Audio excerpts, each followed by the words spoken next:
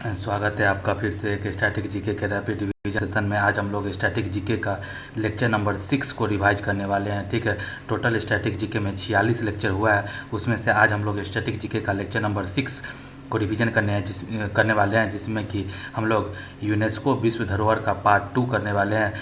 और ये लेक्चर 23 जनवरी 2025 को हुआ था। ठीक है, तो आइए फटाफट PDF को ओपन करते हैं और रिवीजन करना स्टार्ट करते हैं। ठीक है, तो सबसे पहले तो गणेश भगवान को प्रणाम करिए और रिवीजन करना स्टार्ट करते हैं हम लोग। आज हम लोग भारतीय विश्व धरोहर का पार्ट 2 करने वाले हैं। तो चलिए 12 तक हम लोग कर चुके थे, 13वां से आज हम लोग चालू करते हैं। ठीक है, भारतीय विश्व धरोहर में खजुराहो के स्मारकों का समूह, ठीक है, खजुराहो के स्मारकों का समूह को भारतीय विश्व धरोहर में 1986 में शामिल किया गया। ठीक है, बात करते हैं खजुराहो के स्मारकों का समूह, जिसको कि 1986 में यूनेस्को विश्व धरोहर में शामिल किया गया, जो कि मध्य प्रदेश के छतरपुर, ठीक है, मध्य प्रदेश के छतरपुर जिला में है। ठीक है, आगे बात करते हैं कि खजुराहो के स्मारकों का समूह चंदेल शासक द्वारा निर्माण किया गया था। चंदेल शासक द्वारा निर्माण किया गया था। और बात करते हैं कि जो खजुराहो का स्मारकों का समूह है वह पंचायतन शैली में निर्मित है। पंचायतन शैली का मतलब होता है कि एक बीच में होता है स्मारक और उसके चारों तरफ 4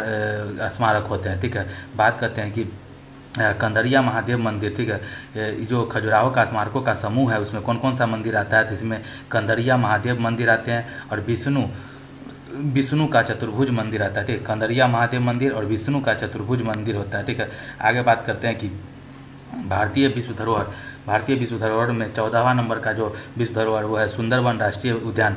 सुंदरवन राष्ट्रीय उद्यान 1987, सुंदरवन राष्ट्रीय उद्यान 1987 में यूनेस्को के भारतीय विश्व धरोहर में शामिल हुआ। बात करते हैं सुंदरवन राष्ट्रीय उद्यान का, तो इसको 1987 में क्या कहते हैं कि 1987 में यूनेस्को विश्व धरोहर सूची में शामिल किया गया। और सुंदरवन राष्ट्रीय उद्यान पश्चिम बंगाल में है, जिसको 1984 में राष्ट्रीय उद्यान का दर्जा मिला। और बात करते हैं कि सुंदरवन राष्ट्रीय उद्यान रॉयल बंगाल टाइगर के लिए प्रसिद्ध है। और RBI का जो लोगो है, RBI का लोगो में रॉयल बंगाल टाइगर सुंदरवन राष्ट्रीय उद्यान का ही टाइगर है। ठीक है, रॉयल बंगाल टाइगर का ही लोगो में चित्रण किया गया है। बात करते हैं कि सुंदरवन राष्ट्रीय उद्यान में सुंदरी वृक्ष पाए जाते हैं तथा यहाँ मैंग्रोव वनस्पति भी मिलता है। ठीक है, तो मैंग्रोव वनस्पति को हेलोफाइट कहा जाता है। हेलोफाइट कहा जाता है। हेलोफाइट वैसे पौधा को कहा जाता है जो कि लवण युक्त जल जिस पौधे में होता है उसको हेलोफाइट कहा जाता है। आगे बात करते हैं 15वां, ठीक है, 15वें नंबर का भारतीय विश्व धरोहर कौन है, तो एलिफेंटा की गुफाएं हैं। कौन है, एलिफेंटा की गुफाएं, जिसको भारतीय विश्व धरोहर सूची के 15वें विश्व धरोहर सूची में शामिल किया गया। एलिफेंटा की गुफाएं को 1987 में 1987 में एलिफेंटा की गुफाएं को भारतीय विश्व धरोहर सूची में शामिल किया गया। इसमें क्या, ये भगवान विष्णु को समर्पित है और इसमें टोटल 7 क्या कहते हैं कि 7 ये है केव है। ठीक है, बात करते हैं कि एलिफेंटा की गुफाएं का बात करें तो 1987, ठीक है, 1987 में इसको यूनेस्को विश्व धरोहर में शामिल किया गया। ये मुंबई महाराष्ट्र में है और ये भगवान विष्णु को समर्पित है। ठीक है, बात करते हैं भगवान विष्णु का यहाँ पर नटराज नारीश्वर, ठीक है, अर्धनारीश्वर का पिक्चर है। बात करते हैं कि एलिफेंटा की गुफाएं में टोटल कुल मिला के टोटल कितना केव है, तो 7 केव है। आगे बात करते हैं कि पतदक्कल,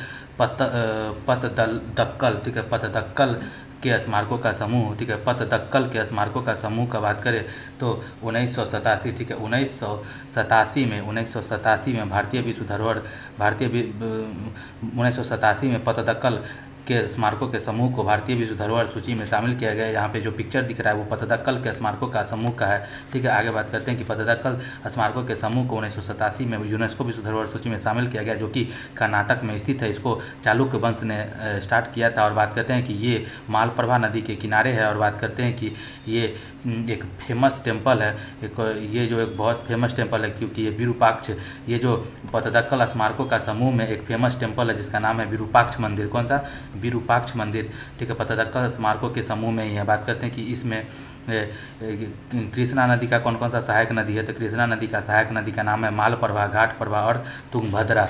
ठीक है, आगे बात करते हैं कि 17वें नंबर का विश्व धरोहर कौन सा है, तो महान जीवित चोल मंदिर। ठीक है, महान जीवित चोल मंदिर को कहते हैं कि भारतीय विश्व धरोहर में एक तो 1987 में कुछ मंदिर को किया गया और कुछ को 2004 में। ठीक है, 2 बार महान जीवित चोल मंदिर में 1987 को में भारतीय विश्व धरोहर सूची में शामिल किया गया और फिर कुछ को 2004 में किया गया। बात करते हैं कि महान जीवित चोल मंदिर समूह का बात करें तो इसको 1987 और 2004 में यूनेस्को विश्व धरोहर सूची में शामिल किया गया, जिसको अंग्रेजी में बोलते हैं the great living Cholas temple, the great living Cholas temple, ठीक है, जिसको 1987 में चोल वंश द्वारा 1987 में क्या होता है कि यूनेस्को विश्व धरोहर सूची में शामिल किया गया था। इसको चोल वंश द्वारा बनाया गया था और इस मंदिर में, ठीक है, इस ग्रेट लिविंग चोलाज टेम्पल में एक तो आता है बृहदेश्वर मंदिर, जिसको राजराजेश्वर मंदिर भी कहा जाता है, ठीक है, बृहदेश्वर मंदिर जिसको राजराजेश्वर मंदिर कहा जाता है, जो कि तंजावुर तमिलनाडु में है, तंजावुर तमिलनाडु में है। और बात करते हैं कि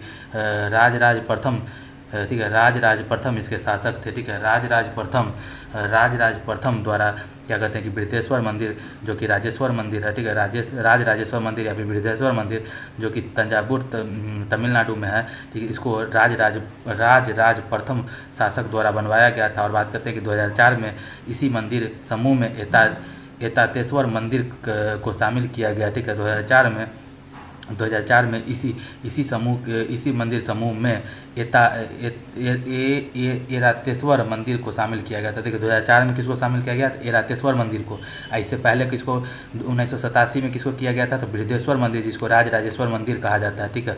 आगे बात करते हैं कि 18वें नंबर पे आता है नंदा देवी एवं फूलों की घाटी राष्ट्रीय उद्यान, ठीक है, नंदा देवी एवं फूलों की घाटी राष्ट्रीय उद्यान, इसको 1988 और 2005 में, नंदा देवी को 1988 में और फूलों की घाटी राष्ट्रीय उद्यान को 2005 में यूनेस्को के विश्व धरोहर सूची में शामिल किया गया था। बात करते हैं नंदा देवी का एवं फूलों की घाटी फ्लावर वैली का, तो उत्तराखंड में ये अवस्थित है, ठीक है।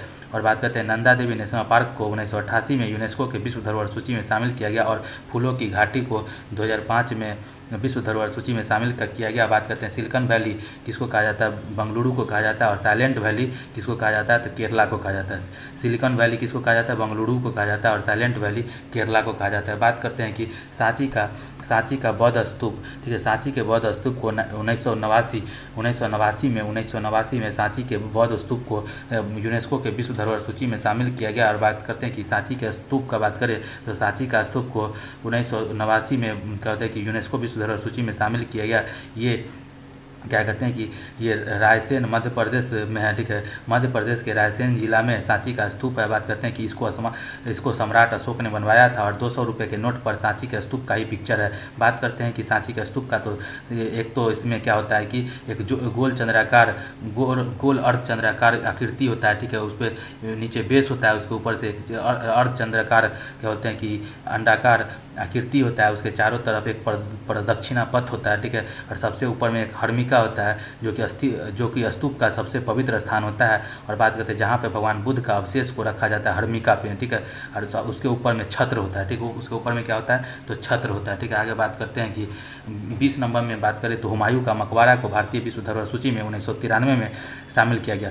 हुमायूं का मकबरा को 1993 में भारतीय विश्व धरोहर की सूची में शामिल किया गया, ठीक है। यहाँ पे पिक्चर आपको हुमायूं का मकबरा का दिख रहा है, जिसको 1993 में विश्व धरोहर सूची में शामिल किया गया था। तो बात करते हैं हुमायूं के मकबरा को, तो 1993 में हुमायूं का मकबरा को यूनेस्को विश्व धरोहर सूची में शामिल किया गया था। इसका निर्माण 1572 ईस्वी में निर्माण पूरा हो गया था। बात करते हैं कि हुमायूं का मकबरा दिल्ली में है, जिसका निर्माण हाजी बेगम द्वारा निर्माण किया गया था। और बात करते हैं कि ये चार बाग शैली में इसका निर्माण किया गया। चार बाग शैली का मतलब बीच में हुमायूं का मकबरा है, उसके चारों तरफ से क्या है कि उद्यान माने कि गार्डन है, इसी को चार बाग शैली कहा जाता है। बात करते हैं कि हुमायूं के मकबरा को पूर्व का ताजमहल कहा जाता है। और अब आगे बात करते हैं कि मुगलों का शयनागार, ठीक है, इसमें मुगलों का शयनागार है, जिस मतलब कि मुगल परिवार का मैक्सिमम यहाँ पे दफन हुआ है, इसलिए इसको मुगलों का शयनागार कहा जाता है। और आगे बात करते हैं कि भारत का